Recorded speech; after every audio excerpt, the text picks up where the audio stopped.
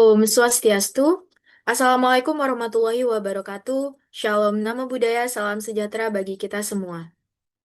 Pada kesempatan kali ini, kami dari kelompok 5, kelas 5 CSTR akan menyampaikan materi mengenai pemeriksaan golongan darah dari mata kuliah Imunohematologi dan Bank Darah 1. Next.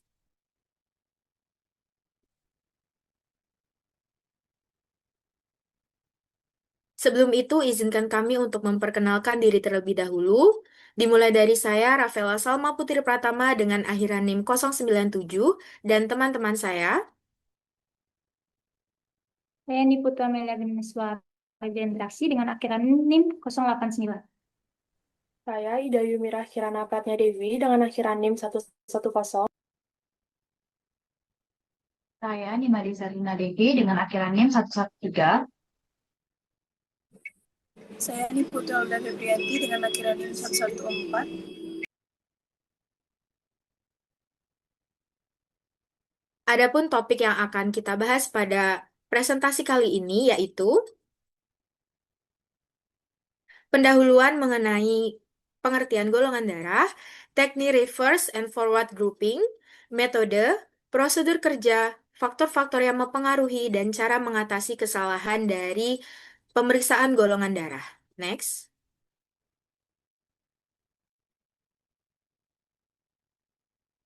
Pertama, kita akan mengenal lebih lanjut mengenai pengertian dari golongan darah, yaitu sistem penggolongan darah yang didasarkan pada jenis antigen yang dimilikinya. Golongan darah seseorang sangat penting diketahui untuk kepentingan medis, yaitu salah satunya untuk proses transfusi darah.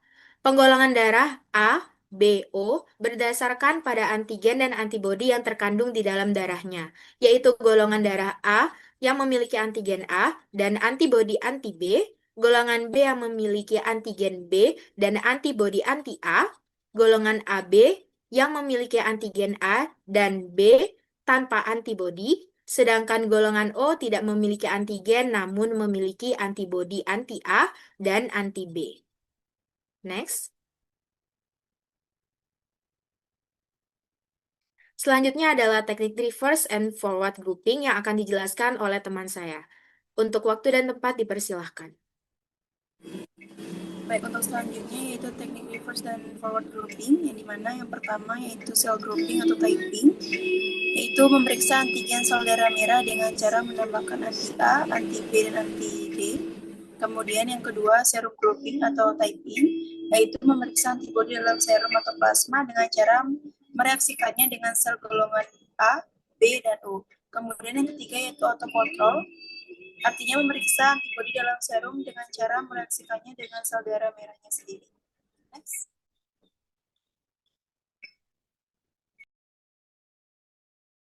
Baik, untuk selanjutnya ada metode dalam pemeriksaan golongan darah, ada 4. Yang pertama yaitu metode slide, merupakan salah satu metode yang sederhana dan cepat untuk melakukan pemeriksaan golongan darah.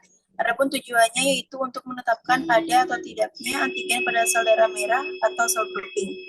Kemudian yang kedua yaitu metode bioplate, bertujuan untuk menetapkan ada atau tidaknya antigen pada sel darah merah atau sel grouping, dan untuk menetapkan ada atau tidaknya antibodi dalam serum atau plasma atau serum grouping.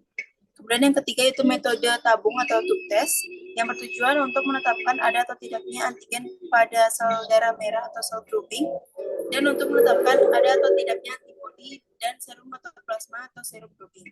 Kemudian yang terakhir itu metode Rhesus Weekday, yang bertujuan untuk menemukan adanya antigen, yaitu antigen D atau Rhesus di dalam sel darah merah atau eritrosit. Next. Baik, untuk selanjutnya akan dijelaskan oleh rekan saya. Mohon izin lanjutkan. Materi berikutnya yaitu prosedur pemeriksaan golongan darah metode slide test. Adapun alat dan bahan yang digunakan pada metode ini dapat tertera pada slide. Untuk langkah-langkah prosedur pemeriksaan golongan darah metode slide test, yang pertama yaitu dibuat suspensi eritrosit 10% dan 40% serta disiapkan serumnya. Lalu diberi label pada masing-masing sumur dalam blood grouping plate atau objek kelas. Kemudian diteteskan pada sumur dalam blood grouping plate atau objek kelas sebagai berikut. Yang pertama yaitu sumur pertama ditetesi 2 tetes anti A, Lalu sumur kedua, 2 tetes anti B. Sumur ketiga, 1 tetes sel eri A 10%. Sumur keempat, 1 tetes sel eri B 10%. Sumur kelima, 1 tetes sel eri O 10%. Sumur keenam, 2 tetes anti D. Sumur ketujuh, 2 tetes bufin albumin. Kemudian diteteskan 1 tetes suspensi eritrosit 10% pada sumur 1 dan 2. Lalu diteteskan 1 tetes suspensi eritrosit 40% pada sumur 6 dan 7. Kemudian diteteskan masing-masing 2 tetes serum pada sumur 3, 4, dan 5. Lalu digoyangkan blood grouping plate atau objek gelas ke depan dan ke belakang hingga tercampur. Lalu diamati apakah terbentuk aglutinasi atau tidak. Yang berikutnya yaitu pembacaan hasil pemeriksaan golongan darah metode slide test. Pada pemeriksaan golongan darah, aglutinasi menunjukkan adanya antigen pada permukaan sel darah merah. Jadi, jika terjadi penggumpalan atau butiran pada sampel, itu berarti hasilnya aglutinasi positif. Sebaliknya, jika campuran tanpa homogen atau tidak ada penggumpalan, maka hasilnya aglutinasi negatif, yang berarti tidak ada antigen pada sel darah merah. Pada slide tertera gambar perbedaan visual antara aglutinasi positif dan aglutinasi negatif.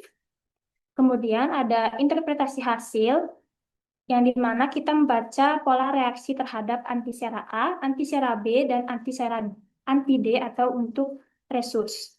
Bila aglutinasi terjadi pada antisera A saja, maka golongan darahnya A. Bila aglutinasi terjadi pada antisera B saja, golongan darahnya B. Bila aglutinasi terjadi pada keduanya, maka golongan darahnya AB. Jika tidak ada aglutinasi pada keduanya, maka golongan darahnya O. Dan untuk faktor RH atau resus, bila antisera anti D menunjukkan aglutinasi hasilnya resus positif, sedangkan bila tidak ada aglutinasi hasilnya resus negatif. Jadi, pembacaan hasil pemeriksaan golongan darah dilakukan dengan memperhatikan pola aglutinasi pada masing-masing antisera dan kemudian dicocokkan dengan tabel interpretasi. Kemudian ada prosedur pemeriksaan golongan darah metode bioplet. Alat dan bahan bisa tertera di slide. Lalu langkah prosedurnya sebagai berikut. Yang pertama, biarkan reagen siap pada suhu kamar sebelum digunakan dan disimpan kembali pada suhu 2-8 derajat Celcius setelah digunakan. Lalu siapkan contoh darah dengan antikoagulan yang akan diperiksa. Kemudian lakukan perawatan contoh darah yang akan diperiksa mulai dari pemisahan plasma dari sel darah merah, pencucian hingga pembuatan suspensi sel 10% dan 40%. Lalu siapkan bioplet yang bersih dan kering, beri identitas pada bagian atas tiap-tiap well berturut-turut seperti anti A, anti B, sel A, sel B, sel O, AK atau autokontrol, anti D, dan DA 6%. Lalu isi masing-masing well dengan well yang pertama, 2 tetes anti A ditambahkan 1 tetes sel 10%. Sel 10%, lalu well kedua, 1 tetes anti B ditambah 1 tetes sel 10%. Well ketiga, 1 tetes sel A 10% ditambah 2 tetes serum atau plasma. Well keempat, 1 tetes sel B 10% ditambah 2 tetes serum atau plasma. Well kelima, 1 tetes sel O 10% dan ditambah 2 tetes serum atau plasma. Well keenam, 1 tetes sel 10% ditambah 2 tetes serum atau plasma. Well ketujuh, 1 tetes sel 40% ditambah 2 tetes anti D, dan well ke-8, 1 tetes sel 40% ditambah 2 tetes DA 6%. Kemudian campurkan isi tiap well dengan cara menggoyangkan bioplet ke arah depan dan belakang sambil memperhatikan reaksi yang terjadi. Lalu baca hasil reaksinya. Adapun pembacaan hasil metode bioplet yaitu pertama, pada pemeriksaan sel darah merah spesimen terjadi jika muncul aglutinasi, berarti ada antigen pada permukaan sel darah merah. Ini menandakan sel bereaksi terhadap antisera tertentu. Jika hasilnya homogen atau tidak ada penggumpalan, berarti tidak terdapat antigen pada sel darah merah tersebut. Selanjutnya, bila pada pemeriksaan plasma spesimen terjadi, prinsipnya berlawanan dengan sel darah merah, yaitu jika terjadi aglutinasi, artinya ada antibodi di dalam plasma atau serum pasien. Jika campuran tanpa homogen, berarti tidak ada antibodi yang bereaksi dalam plasma atau serum.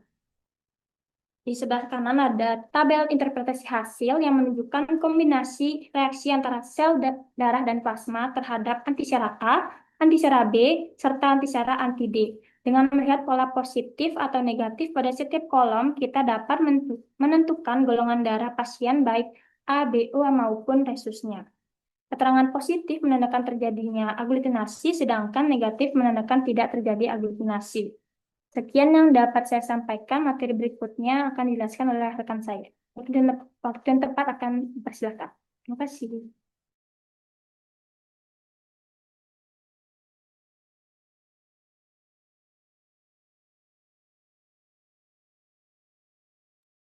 Baik, mohon izin masuk. Di sini saya akan melanjutkan mengenai prosedur pemeriksaan golongan darah metode tabung. Adapun alat dan bahannya seperti tertera pada slide, bisa di next. Kemudian ada cara kerja metode tabung. Yang pertama itu disiapkan tabung reaksi sebanyak 8 buah pada sebuah rak dan diberi label. Kemudian yang kedua diisi masing-masing tabung dengan tabung yang pertama berisikan 2 tetes tesera anti A, tabung yang kedua 2 tetes tesera anti B, tabung yang ketiga 1 tetes tes sel 5%, tabung keempat 1 tetes tes sel B 5%, tabung kelima, 1 tetes tes sel O 5%. Tabung keenam, 1 tetes suspensi sel atau donor 5%. Kemudian tabung 7, 2 tetes anti D. Tabung 8, 2 tetes bufin albumin 22%. Yang ketiga, diteteskan masing-masing 1 tetes sel darah merah pasien suspensi 5% pada tabung 1, 2, 6, 7, dan 8. Yang keempat, diteteskan masing-masing 2 tetes serum atau plasma pasien pada masing-masing tabung 3, 4, 5, dan 6. Yang kelima, dikocok semua tabung hingga tercampur. Dan yang keenam, diputar pada sentrifuge dengan kecepatan 3000 rpm selama 15 detik, lalu dibaca reaksinya. Bisa di next. Kemudian ada pembacaan hasil. Jika dinyatakan negatif, bila sedimen tersuspensi kembali dengan mudah atau homogen. Jika dinyatakan positif, itu sedimen tidak mudah tersuspensi kembali atau bergumpal-gumpal.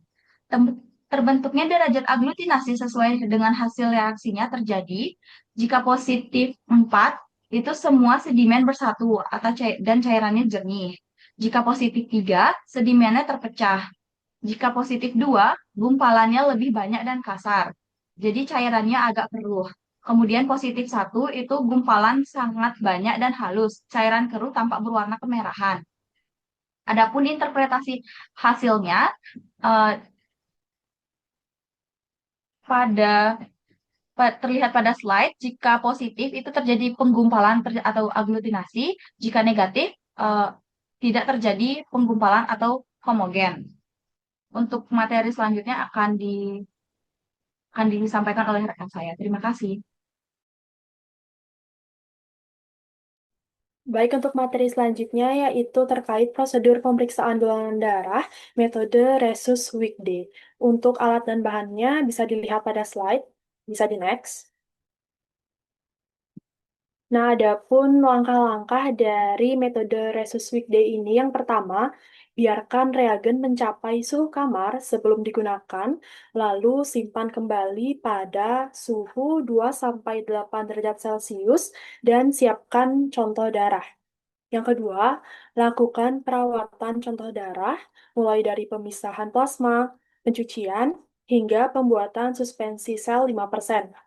Yang ketiga, siapkan 2 tabung dan beri label tabung 1, tabung 2, dan masing-masing tabung diteteskan 1 tetes suspensi 5% eritrosit pasien.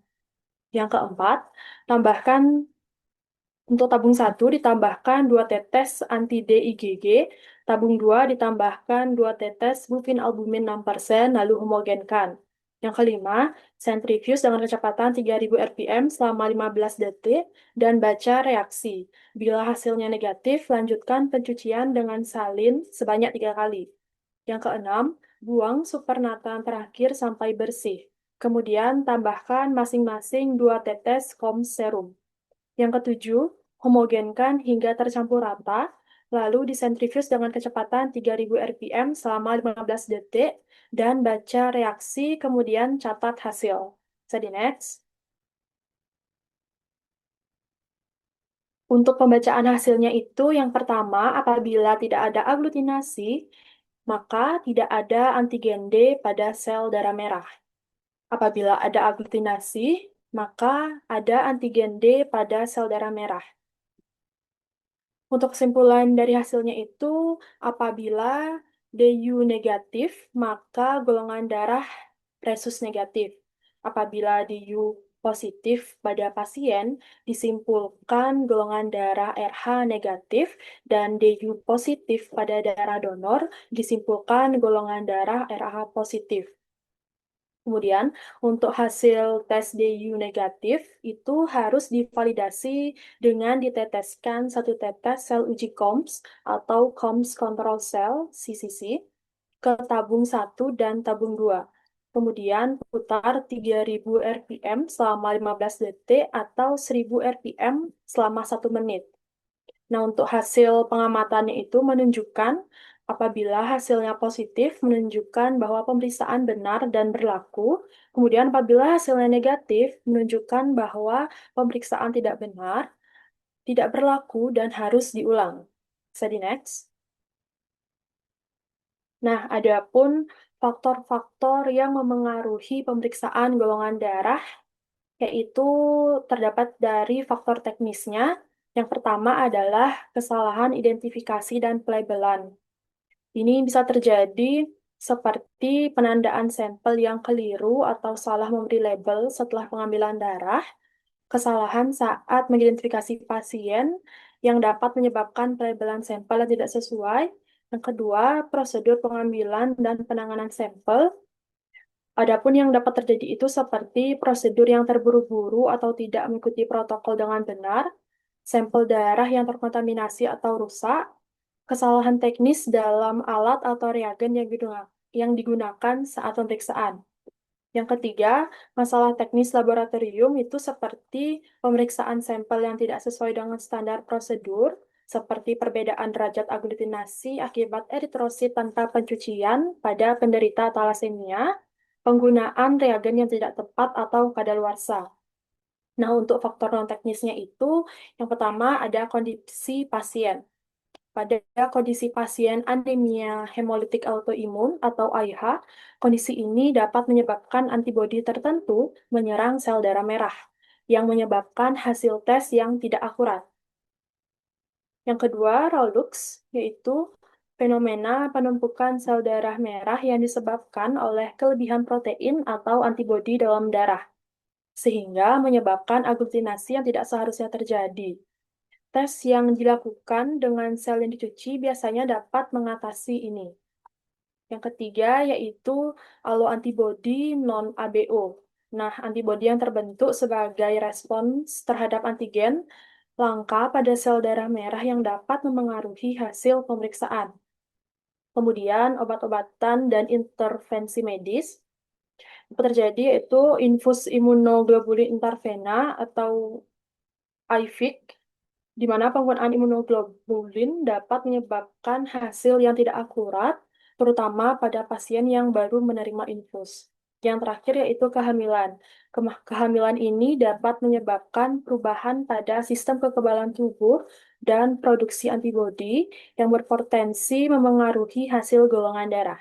Untuk materi selanjutnya akan dijelaskan oleh rekan saya. Untuk waktu dan tempatnya disilahkan. Baik, izin melanjutkan. Selanjutnya ada cara mengatasi kesalahan. Itu yang pertama ada periksa ulang, yang dimana jika ada perbedaan hasil, penting untuk melakukan pemeriksaan ulang. Kemudian yang kedua, konsultasi dengan dokter.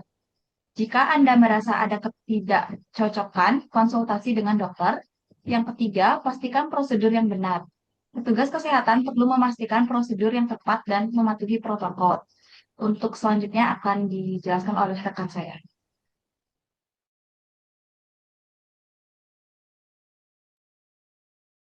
Baik, yang terakhir adalah kesimpulan dari materi yang kami sampaikan, yaitu bahwa penentuan golongan darah merupakan prosedur yang sangat penting untuk memastikan keamanan dari transfusi.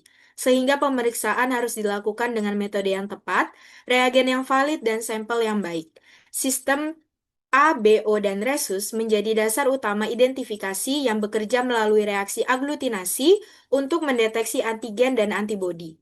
Berbagai faktor teknis maupun biologis dapat mempengaruhi hasil, sehingga ketelitian, validasi, dan kepatuhan terhadap prosedur standar sangat penting, agar golongan darah yang diperoleh akurat dan dapat dipertanggungjawabkan. Next.